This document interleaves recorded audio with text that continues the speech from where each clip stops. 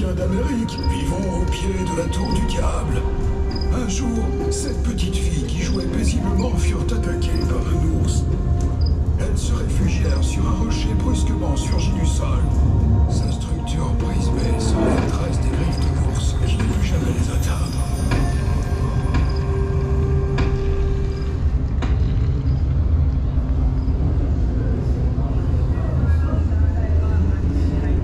Le volcan Oltoinyo Lengai est la demeure d'Engai, dieu qui créa la savane africaine et le peuple Maasai. Seul digne d'élever les ébus qu'il leur avait offerts. Les Maasai pensent que les cendres projetées par le volcan sont le signe que les prières faites à Engai ont été exaucées.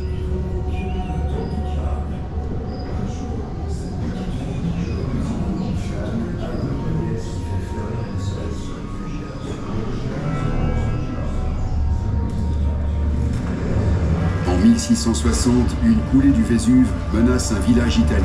Une procession est organisée. Soudain, de petites croix tombent du ciel. Est-ce un signe de Saint-Janvier, protecteur des populations face au volcan? Plus prosaïque, la science y voit des pyroxènes. Cristaux noirs jaillit du cratère.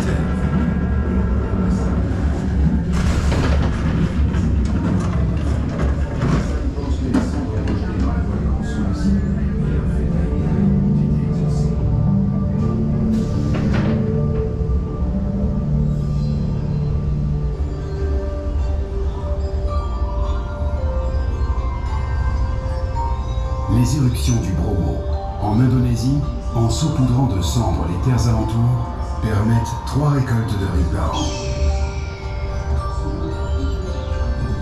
Chaque année, une fête joyeuse, le Kesodo, est organisée en l'honneur de Brahma, dieu hindouiste qui apporte prospérité et protection.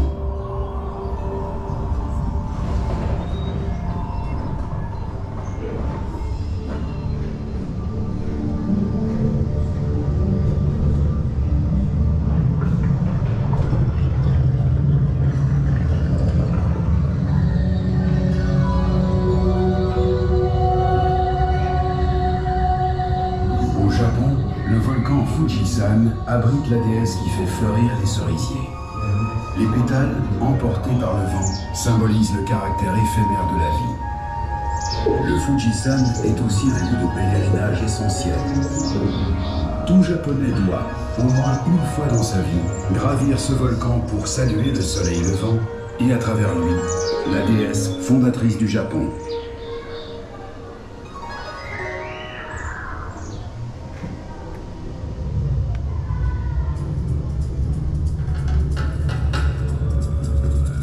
Redoutez le courroux de la déesse hawaïenne pelée.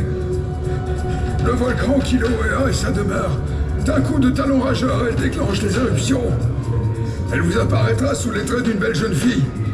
Retrouvez ses larmes et ses cheveux, gouttes de lave pétrifiées. Offrez-lui des fleurs, des fruits et des prières, mais gardez-vous de l'offenser. Elle est si susceptible.